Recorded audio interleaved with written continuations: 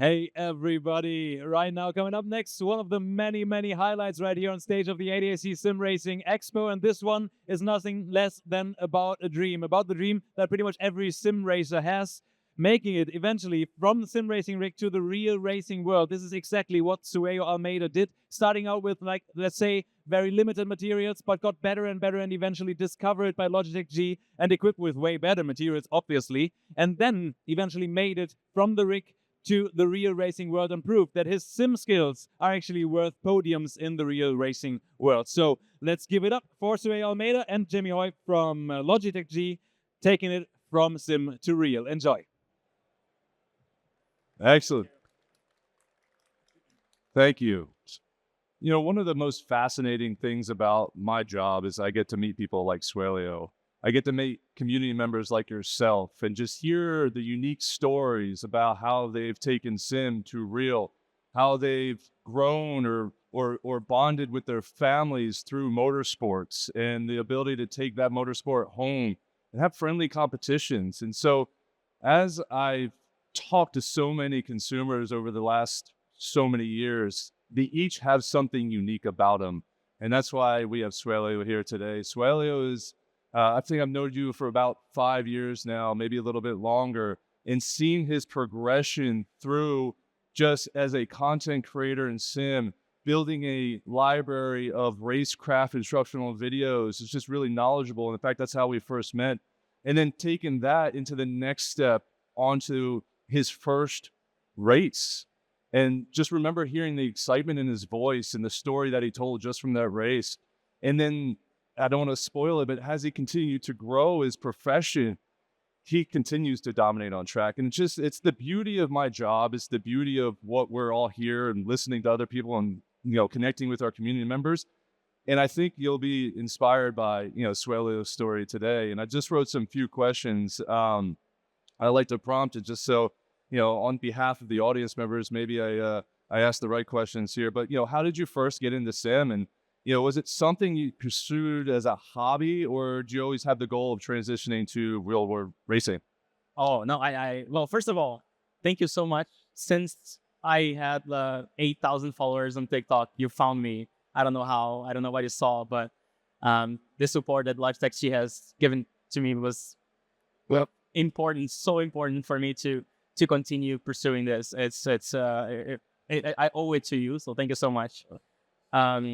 It was never a dream. It was never, I never thought it was going to be possible to go to real life. I never even thought about it. This was my hobby. This was like, I was studying my piano, and then I was tired. I needed to play video games, and this was my video game. And I never planned on making it a career. It was just, having fun. I always played video games all my life. But I wanted to play seriously. It's serious fun. It's serious competitiveness. So since then, for the first 3-4 years, I was always trying to be the best at that. And the competitiveness is part of what is fun for me in any game. Anything that I played, I wanted to be the best. So essentially, I pursued that with sim racing without ever having any thought that I would be here today. And this is your first rig? This is probably not the first. This is like the second. This is already, back then, this was fancy for me. Because before the G29, I had a Driving Force CT on a laptop. And the screen was the laptop. So this here, VR, that's a lot of money. That's expensive. For me, that was like in Brazil, this is my second rig. This is my upgraded rig. I love this photo. I mean, you just look details of this thing and you just look at the chair and he's actually taking the rollers off so that he could push the brake. It says so much in just the construction of it too. The little surge protector on the left, but I really love this photo. What was the moment in sim racing that made you realize that you mentioned you could take it seriously, but when you said, all right, let's take this seriously and let's, continue to push boundaries and continue to move forward with it? I think there were 2 moments. The first moment is when I realized that, well, first of all, my goal was never to pursue a sim racing career. It was always a hobby. But when I needed the money to pay for my piano university, I started coaching in sim racing. But without intention, I found a passion. I was very good at coaching and people loved it. And I loved it to just see so many people improving. And and kind of try to imagine what's going on in their heads and how we can solve those problems, how we can find those seconds. And I started doing more and more and more and more and more. So over the course of a whole year, I realized, wait, I'm doing this. I'm not focusing as much on my piano career anymore. So I didn't notice. It was just a slow transition from a hobby to a job. And I'm not even thinking about real racing yet. I quit piano to focus on sim racing without even thinking that I would eventually go to real racing. I never thought of that. And so that's the first big realization. It was actually a year-long transition. And then I realized that I had to finish my master's degree and just stop piano. And then piano became my hobby. The second realization that I could actually drive in real life, it was not me. It was a phone call. Some random guy said, just found my phone number and called me. Hey, do you want to race in real life? I was like, what? This is impossible. I never even imagined, like, it's impossible for me. And then I remember that I almost said no. I was like, that's not for me. And then he insisted a little bit. We talked a little bit. This was back in 2021 when I just became Canadian sim racing champion in iRacing. So he called me. We did a test day. The first 10 minutes were a disaster because I was so used to my rig, and then the pedal was very heavy, everything like high force feedback. And then I got into a GT86 with brake boosters. So the first time I went on a straight to start braking to the corner, I just smashed the brakes. And then both of us went forward like that because I had no idea how the car was going to behave. And then I took those 10 minutes, 30 minutes, 1 hour, the first session to realize that, hey, I can actually do this. I started talking to the car. And then that's when, at the end of that day, I was 1 second slower than the instructor. And they were like, wow, that's not possible. Like, how? And that's when I realized, oh, wait, if I actually invest more time, maybe 1 year, 2 years, I can actually be very competitive in this. And this is where the third part of my life started, which is now transitioning from sim to real life. Would you say some of that racecraft, and I'm sure that's a natural progression of, you started getting into sim, you started building your rigs. This is this newest rig. You started getting into finding and uncovering how to get faster. Is that when you started getting into racecraft? Is that when you started to really understanding and learning about all the different aspects and the technical aspects of racing? Actually, no. I think it was very early in your career. You can already start thinking about technique. As long as you buy wheel and pedals, you can already start thinking about driving technique, physics, car handling dynamics, racecraft, battle for position. You can already do all of this very early. You don't have to have any expensive equipment to be able to work on these things. And I realized this because when I was coaching, I remember I was already top 1% in iRacing, and I was coaching a lot of drivers with direct drive. I didn't know what direct drive was. Like, for me, it was just more expensive equipment, but I had a G29 and I was 3 seconds faster than them and allowing them and helping them go faster. And then when I did get a direct drive, I started realizing, okay, this helps me only on this specific thing, but until you actually benefit from expensive equipment, you need to already be very good. Mm-hmm. So no, very early, I already started consuming all content. I was reading everything. Carol Smith, Ross Bentley, Viper Concept YouTube. I don't know if you guys know, like he was doing just theoretical stuff on YouTube and helping us understand the physics of it. And I was just consuming as much content as possible very early on with the Logitech. And that's, I think, what made the biggest difference. Yeah, and that stuff comes across super clear when you watch his content. And this is one of the episodes that he did. That's what attracted me to him. Is just I was myself trying to learn how to get faster, roaming through social media, stumbled upon this, started watching more, and that's how I also enhanced or advanced my racecraft. And it was super interesting. So very insightful stuff, and you can tell you have a passion for it. You can tell you have the expertise behind it. And then you mentioned the Porsche Esports Cup, but what tools, or what platforms do you think played a biggest role in shaping that trajectory and becoming a real driver, or the skill sets to become a real driver? Yeah, I think every game, every simulator that I did had a role on my stage. I remember I started playing Need for Speed Underground, and then I went to Gran Turismo, and then I went to Zero Corsa, and then I went to iRacing.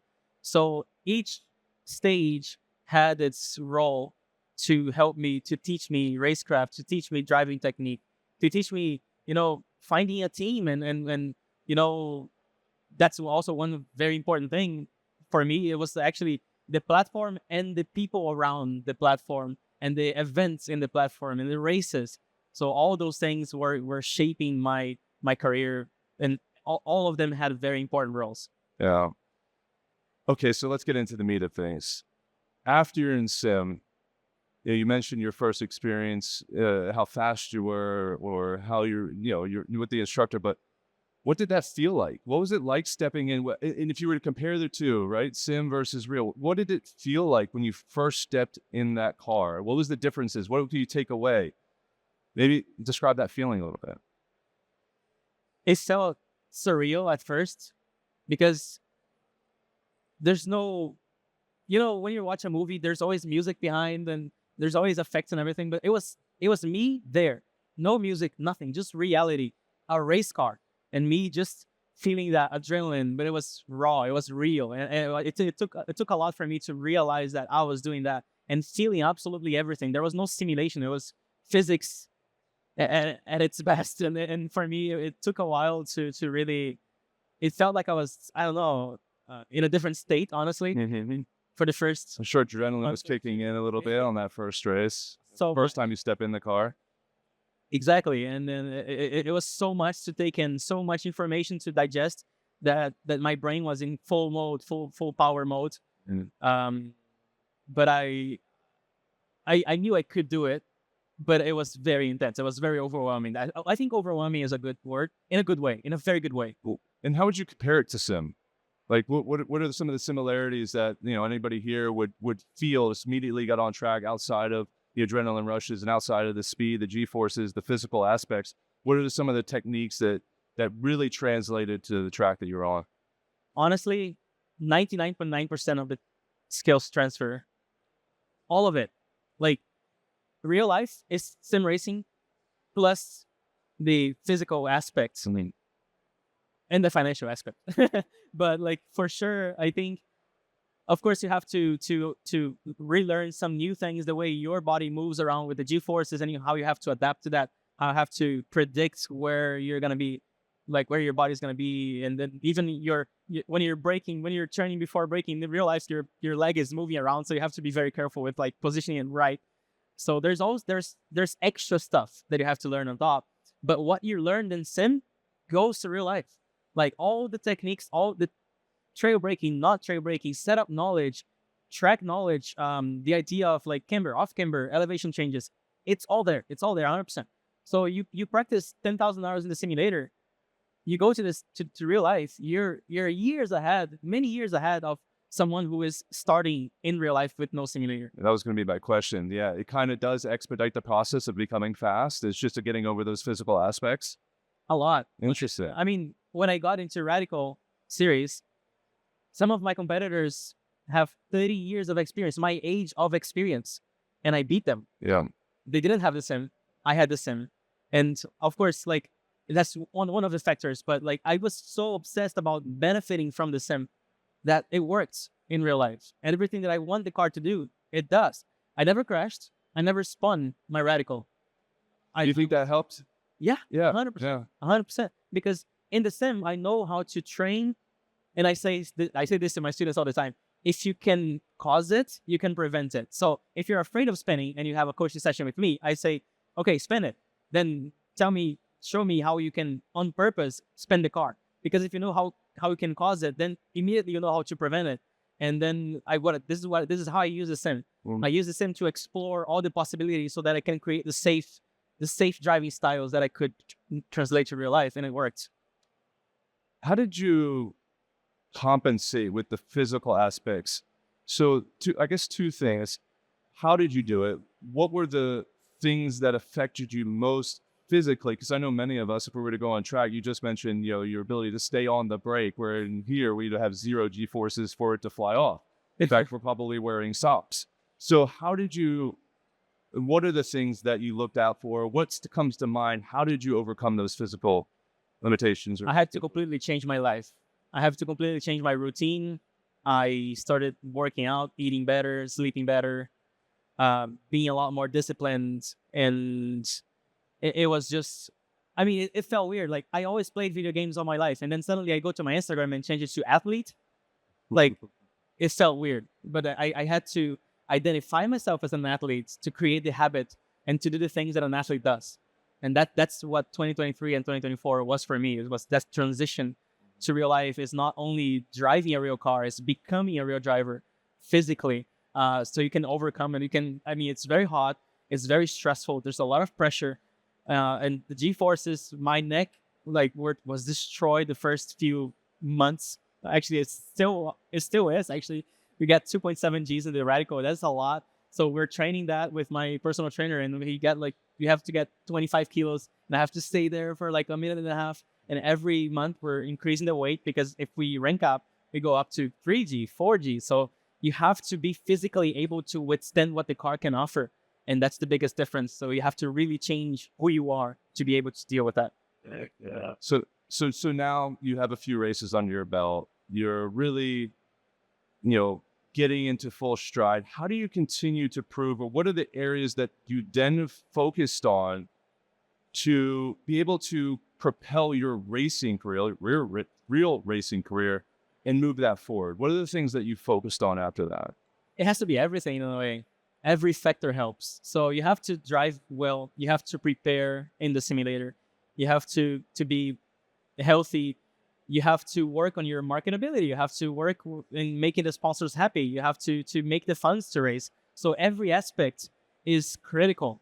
You just have to be very aware, very disciplined, so that you don't miss anything. That's why it's mentally taxing to stay on top of everything. That's why it's so important to have, for example, a good team, or to have people around you that are going to help you achieve all those things. So it's a little bit of everything. You cannot miss it. It's high stakes for sure. So maybe talk about your car. This is my baby, your new car. That's it. Yeah. This was weird, because in January this year, I had no idea I was going to do that. And I remember I woke up, I was on track. I was in a hotel in Florida testing another radical at Sebring. And then I woke up in the morning just with the decision, I'm going to buy a radical. It's a radical move. Huh? Yes. Go ahead. It just happened. And then my friends were like, what? Like, why? Like, how? And I had the funds because I had exploded the year before in my online courses. And I didn't know exactly what to do with the money, but it had to be reinvested in racing. I knew that my goal was to grow in racing. So I took all the money that I had, literally, it went from having lots of money to zero accounts in one day. Because in a race car, when you buy it, you don't split the payment, you pay upfront. So I did that out of the blue, literally. Like, I just woke up with that idea. And then I realized that it was going to be the year to prove, to make noise, to make a statement, to prove a point that a sim racer could do it. And I needed to represent my brand, of course, because that's how I funded it. That's why I painted in my colors, in the colors of the Motor Racing Academy. And it worked. Like, I didn't crash it. That's a big risk, of course, when you buy a new car. And I did the Radical US Championship, which was something I didn't expect to be in the podium ever. Like, I just wanted to be there and be midfield competitive. Sure. But then I realized that I could actually be champion. And over the year, that's what I went all in for that. And all my life was about making this happen. Are there any particular lessons? We touched upon just how impactful sim is for, let's say, the Radical series. Are there any particular lessons that you would say to focus in on to get you prepared for these type of competitions, or just racing in general on track? Can you ask again? Sorry. Is there any something particular that an audience member should focus on in sim that would prepare them for this?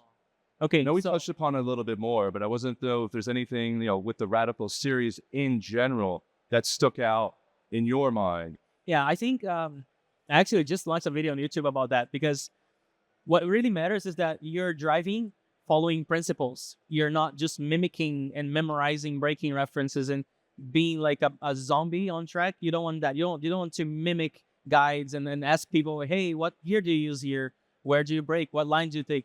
My approach to all my students, I insist so much, find the right principles and follow these principles so that you can find these answers yourself, because then you become adaptable. If you go to real life and there's no one there to tell you where to brake, what are you going to do? How are you going to find the braking zone? So I think it's a matter of being autonomous in your technique development and being fully aware of how you're finding the limit on a very technical level. And that makes such a difference, because you can mimic people and be fast, really fast, but you're gonna depend on that, and at some point it's gonna bite you. So if you learn how to be autonomous, how to, instead of following benchmarks, to be the benchmark, then you become, you can have anything. You can rain, or the track can be dirty, or whatever can happen. You're gonna know exactly how to adapt to it. So for example, my students that overdrive the car a lot, or just try to use the sim in a way that they're not doing in real life, I say, oh, let's be careful. Like, try to find a way to drive in the simulator that you will do in real life. That everything that you do is gonna become a habit. You're creating a muscle memory. So if you create a bad muscle memory of just overdriving and going off all the time in the sim, and then you go to real life, that's gonna kick in. Like, even without you thinking, you're gonna try to go a little bit too fast in the wrong time. So I always try to imagine that you are in real life when you are in the simulator. Crash the least possible, spin the least possible, and learn how to approach that in a safe way that you can then 100% transfer without being worried about it. And is there a natural progression or step that they need to take?